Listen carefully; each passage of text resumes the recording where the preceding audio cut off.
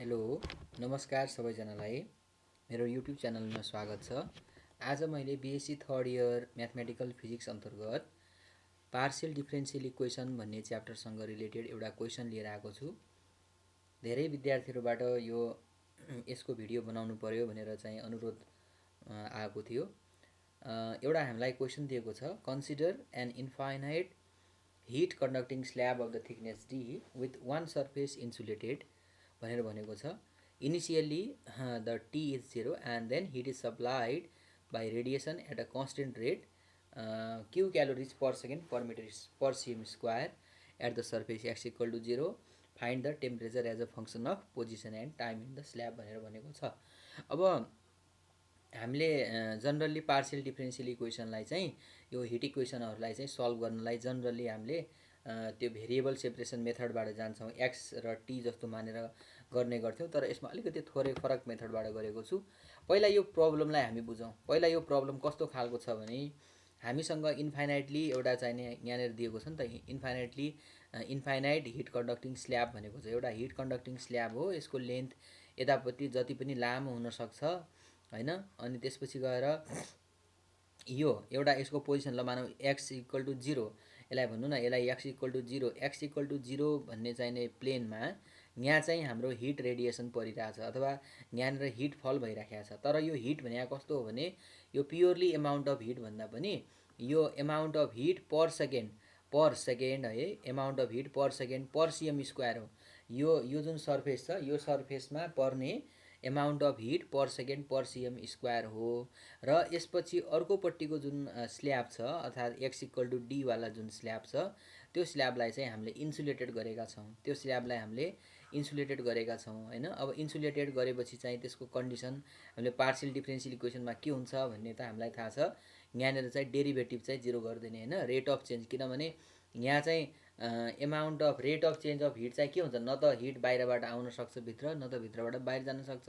भनेको इन्सुलेटेडको भनेको के हो त भन्दा त्यहाँनिर रेट अफ चेन्जलाई हामी त्यो 0 गर्छौँ। अब यसलाई हामीले कसरी सुरुवात गर्ने भन्नुहुन्छ भने फर्स्टमा हामीले के लेख्छौँ, the one dimensional heat diffusion equation is भनेर लेख्छौँ D square T by DX square minus 1 by K del T by T is equal to 0, जसमा टी भनेको के हो त, टेम्परेचर हो। टी भनेको टेम्परेचर हो र के भनेको चाहिँ डिफ्युजिभिटी हो। के भनेको डिफ्युजिभिटी हो र जसमा के भनेको क्यापिटल के अपन सी रो आयो, क्यापिटल के अपन सी इन्टु रो आयो, जसमा के भनेको थर्मल कन्डक्टिभिटी, सी भनेको चाहिँ स्पेसिफिक हिट क्यापासिटी र रो भनेको चाहिँ के त, density. This is the hit equation. यसलाई चाहिँ हामी हिट इक्वेसन भनेर भन्छौँ। यसलाई हामी राइट ह्यान्ड साइडमा पनि लग्न सक्छौँ नि त, D square T by DX square is equal to 1 by K del T by del T भनेर पनि हामी भन्न सक्छौँ, जसमा यो कुराहरू हामीले बुझ्नु पऱ्यो है। त्यसपछि गएर अब के हुन्छ भन्दाखेरि यहाँनिर हामीले मैले अघि नै प्रब्लमलाई भनिसकेको छु, यो स्ल्याबमा अथवा यो प्लेनमा चाहिँ हिट फल भइराखेको छ होइन, जबकि अर्को प्लेन चाहिँ हाम्रो के छ त, इन्सुलेट गरिएको छ, यतापट्टिको चाहिँ इन्सुलेट गरेको छ। Suppose the solution of the above equation can be written in the form होइन, माथिको जुन इक्वेसन छ त्यसको सोल्युसन भनेको त कस्तो हुन्छ भन्दाखेरि टेम्परेचर हो, के अरे हामीले निकाल्ने टेम्परेचर हो नि त। तर टेम्परेचर अहिलेको लागि कस्तो छ त भन्दाखेरि यो एउटा डिपेन्डेन्ट केमा छ त, पोजिसनमा छ, अर्को केमा डिपेन्डेन्ट छ त, टाइममा छ। त्यो भएर यसलाई चाहिँ यसरी लेखौँ न, टी इज इक्वल टु जुन टी भनेको टेम्परेचर एट एनी पोजिसन होइन, त्यो स्ल्याबभित्र, त्यो इन्फाइनाइट कन्डक्टिङ स्ल्याबभित्र होइन, यसको टेम्परेचर कति होला भनेर हामीले लेख्नको लागि अब temperature as a function of X and T, अथवा सिम्पली हामी चाहिँ टी इज इक्वल टु के लेख्न सक्छौँ भने युएक्स, यु भनेको पोजिसनको फङ्सन, आखिरमा यो टेम्परेचर अहिलेको लागि चाहिँ हाम्रो पोजिसन र टाइमको फङ्सन हो नि त, यसलाई UX plus alpha into T भनेर हामीले लेख्यौँ। उसरी जनरली हामीले भेरिएबल सेपरेसन मेथडमा चाहिँ एक्स इन्टु टी भनेर गर्थ्यौँ होइन, त्योभन्दा अलिकति फरक छ यसमा। र यसलाई चाहिँ हामीले युएक्स भनेको यही हो, यो टेम्परेचर आखिरमा पोजिसन र टाइमको फङ्सन थियो भने यसलाई चाहिँ हामीले के गर्यौँ त भन्दा is equal to UX plus alpha T भनेको यहाँ पनि त आखिरमा सेपरेट भएकै हो नि त। यो चाहिँ युएक्स भनेको के को फङ्सन हो त भन्दाखेरि पोजिसनको फङ्सन हो र अल्फा टी भनेको चाहिँ हाम्रो अल्फा भने त एउटा कन्सटेन्ट हो के अरे, टी भनेको चाहिँ टाइम भइहाल्यो। त्यस कारणले यहाँ पनि सेपरेट भयो, यहाँ पनि भेरिएबल चाहिँ सेपरेट भएकै छ। अब यो कुरालाई हामीले चाहिँ माथिको इक्वेसनमा राख्नु पर्यो। यहाँनिर जुन छ नि यो del square T by del X square भनेको त यहाँ चाहिँ टीको ठाउँमा त यो त युको रेस्पेक्टमा मात्रै डेरिभेटिभ हुने भयो, किनभने टीको ठाउँमा त हाम्रो यस्तो आयो नि त यु प्लस अल्फा टी आयो भनेको। अब यहाँ के हुने भयो त त्यसो भएपछि यो भनेको D square U by D x square आउने भयो होइन, किनभने चाहिँ अब यहाँ त टाइमको रेस्पेक्टमा त पार्सियल डेरिभेटिभ 0 हुन्छ। अनि 1 बाई के अनि के आउला त यहाँनिर डी अनि यहाँनिर चाहिँ नि हाम्रो अल्फा मात्रै आउला, किनभने डेरिभेटिभ टाइमको रेस्पेक्टमा यो टीको ठाउँमा चाहिँ अल्फा टी हुने भयो। अनि त्यसपछि त्यो डेरिभेटिभ गर्दाखेरि त त्यहाँनिर अल्फा मात्रै आउने भयो होइन, यसरी अल्फा आउँछ। यसपछि चाहिँ यो D square U by DX square is equal to alpha by केलाई राइट ह्यान्ड साइडमा लगिदिने। अब यसलाई इन्टिग्रेट गर्ने, एकपटक इन्टिग्रेटिङ गरौँ एक्सको रेस्पेक्टमा, DU by DX is equal to alpha by K X plus A भनेर आउँछ। त्यसपछि फेरि अगेन यसलाई हामीले इन्टिग्रेसन गऱ्यौँ, अगेन यसलाई हामीले इन्टिग्रेसन गर्दाखेरि के आउँछ भन्दाखेरि युएक्स यु डियु बाई डिएक्सको इन्टिग्रेसन गर्दा युएक्स इज इक्वल टु यसको इन्टिग्रेसन गर्दाखेरि के आउँछ त अल्फा बाई के भने त कन्सटेन्ट हो, एक्सको इन्टिग्रेसन एक्स स्क्वायर बाई 2 अनि ए को चाहिँ एएक्स आउने भयो, अर्को एउटा कन्सटेन्ट आउने भयो बी भनेर आउने होइन। अब त्यसपछि चाहिँ अब हामीले बाउन्ड्री कन्डिसन लगाउनु पर्यो। As the heat is supplied at constant rate भनेको छ नि त, Q calories per second per CM square भनेको छ नि त, एट एक्स बराबर 0, जुन यो एक्स बराबर 0 भन्ने सर्फेस छ यो वाला, यो सर्फेसमा चाहिँ Q amount of heat per second per CM square फल भइराखेको छ होइन।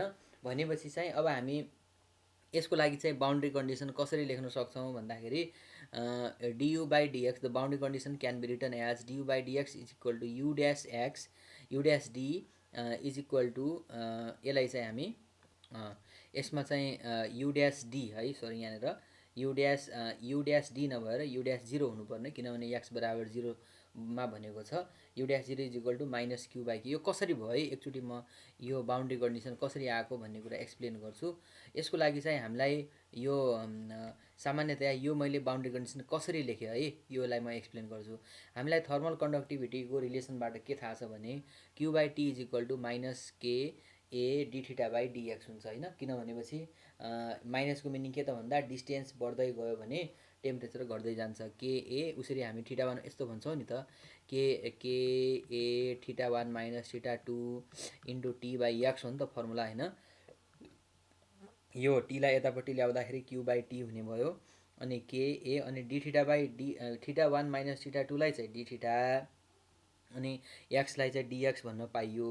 अनि यति भइसकेपछि नेगेटिभ साइन मैले भनेको छु, एज डिस्टेन्स इन्क्रिजेज टेम्परेचर डिग्रिजेज हुने भएको भएर यहाँ नेगेटिभ साइनको मिनिङ हो।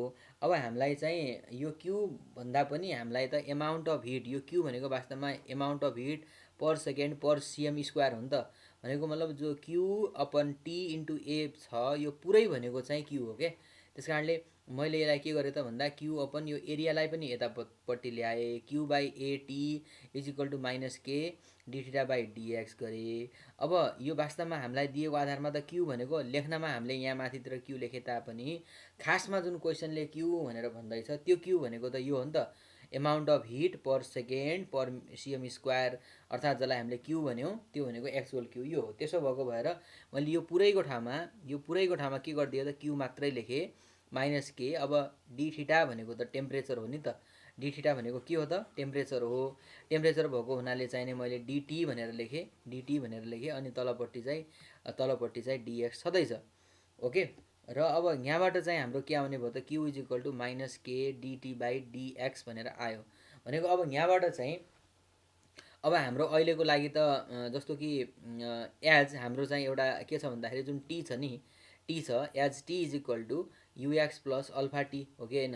हाम्रो चाहिँ टेम्परेचर भनेको त के हो, टेम्परेचर भने त हाम्रो के हो त भन्दाखेरि युएक्स प्लस अल्फा टी हो, युएक्स प्लस अल्फा टी हो भनेपछि अब हामीले यहाँनिर डिटी बाई डिएक्स भनेको त के हुन्छ डियु बाई डिएक्सकै बराबर हुन्छ नि त। त्यही भएर हामीले यो dt/dx को ठाउँमा के पनि लेख्न पाउँछौँ त भन्दाखेरि यो dt/dx को ठाउँमा चाहिँ के पनि लेख्न पाइन्छ, du/dx लेख्न पाइन्छ। त्यसो भएर अब यो जुन रिलेसन छ माथिपट्टिको यसलाई q इजिकल टु -k अनि du/dx हामीले लेख्न सक्यौँ। त्यसो भएको भएर अब चाहिँ हाम्रो यसलाई यहाँबाट हेर्नुहोस् है, यहाँबाट du/dx भने के आयो त -q/k। यहाँ क्यापिटल के र स्मल केमा हामीले के विचार गर्नुपर्छ है। त्यस कारणले गर्दाखेरि जुन अघि मैले डाइरेक्टली बाउन्ड्री कन्डिसन लेखेको छु त्यो डाइरेक्ट बाउन्ड्री कन्डिसन चाहिँ अब यो खालको हुने भयो। यहाँनिर हामीले बाउन्ड्री कन्डिसन चाहिँ पहिलो बाउन्ड्री कन्डिसन भनेर यो u ड्यास होइन, किनभने du/dx भनेको त डेरिभेटिभ त हो नि आखिरमा होइन। du/dx भनेको u dash at x is equal to 0 is equal to -q/k which is the boundary condition 1 भनेर भन्यो। बाउन्ड्री कन्डिसन 2 मा के छ त भन्दाखेरि अर्को फेज त हामीलाई के गरेको छ त, इन्सुलेट गरेको छ। इन्सुलेट गरेको भनेपछि त कहिले पनि डेरिभेटिभ के हुन्छ त, rate of change of temperature के हुन्छ त, 0 हुन्छ। त्यस कारणले गर्दाखेरि u dash d is equal to 0 यो के भयो त, सेकेन्ड बाउन्ड्री कन्डिसन भयो। अब हामीले बाउन्ड्री कन्डिसन 1 युज गर्नलाई चाहिँ हामीसँग रिलेसन छ नि, हामीसँग रिलेसन के छ त, पहिला du/dx भनेको हामीले निकालेका छौँ नि, α/k into x plus a भनेर हामीले अगाडिपट्टि निकालेका छौँ। तपाईँलाई म हेर्नु त, du/dx is equal to α/k into x plus a भनेर चाहिँ हाम्रो रिलेसन छ। त्यसो हो भनेपछि अब यहाँनिर त्यो हामीले बाउन्ड्री कन्डिसनलाई लगाउँ भनेपछि एट x इक्वल टु 0 को लागि त हाम्रो के होला त, यहाँनिर x को ठाउँमा 0 राख्ने बित्तिकै हाम्रो u dash at x equal to 0 भनेको कति छ बाउन्ड्री कन्डिसन, -q/k छ। -q/k बराबर यो त 0 भयो, के आयो त, a आयो। भनेको a को भ्यालु कति आयो त, -q/k आयो। अब सेकेन्ड बाउन्ड्री कन्डिसनमा जाउँ।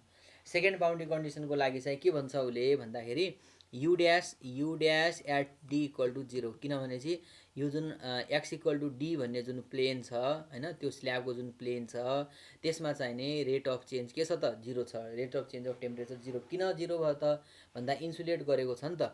त्यसो भएको भएर u dash d is equal to α/k, यहाँ x को ठाउँमा d गर्ने अनि a लेख्ने। अब यो पनि 0 भयो, u ड्यास को ठाउँमा 0 भयो, α/k d अनि a को ठाउँमा -q/k भर्खरै हामीले निकाल्यौँ। अनि यसबाट हामीले निकाल्न सक्छौँ q, यो यसलाई यतापट्टि लगिदिँदाखेरि यहाँबाट चाहिँ अल्फाको भ्यालु चाहिँ के हुने भयो त भन्दा q/k/kd भनेर चाहिँ आयो।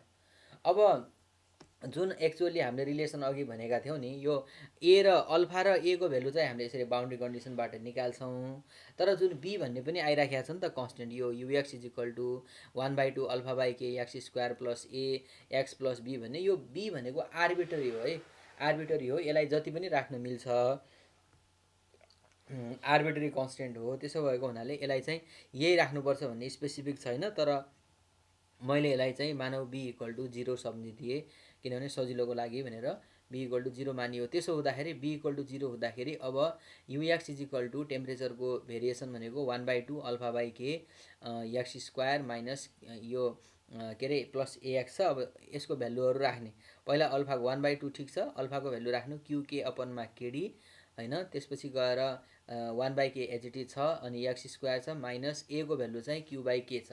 a को भ्यालु हामीले अगाडिपट्टि नै निकालेका छौँ, -q/k भयो, -q/k टाइम्स x होइन। र त्यसपछि यसलाई चाहिँ यहाँबाट ux इजिकल टु कति आउँछ त, अब यो स्मल के र स्मल के त कर्छ अनि q/2 kd, यहाँ 2 kdलाई हामीले कमन तान्यो नि, kdलाई कमन तान्दाखेरि के बच्छ होला भनेर हेर्दाखेरि 2 kdलाई चाहिँ हामीले कमन निकाल्दाखेरि यहाँ चाहिँ के बच्यो त, q/2 kd आउँदा यहाँ x² बच्यो अनि यहाँनिरको चाहिँ नि 2d उता क्रस मल्टिप्लाईमा मतलब यहाँ उसमा एलसिएममा जाने भएको भएर 2dx भनेर आउँछ।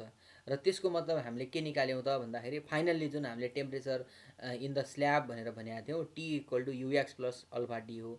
ux को भ्यालु यति निकालिसकेका छौँ होइन। अनि त्यसपछि गएर हाम्रो अल्फा टी भनेको त अल्फा छँदैछ, टी पनि यति आयो, which is the required relationship.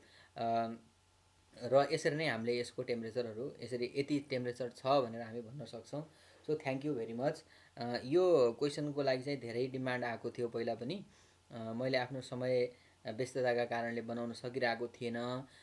सायद यो भिडियोले तपाईँहरूको केही थोरै भए पनि तपाईँहरूलाई हेल्प हुनेछ भन्ने आशा लिएको छु।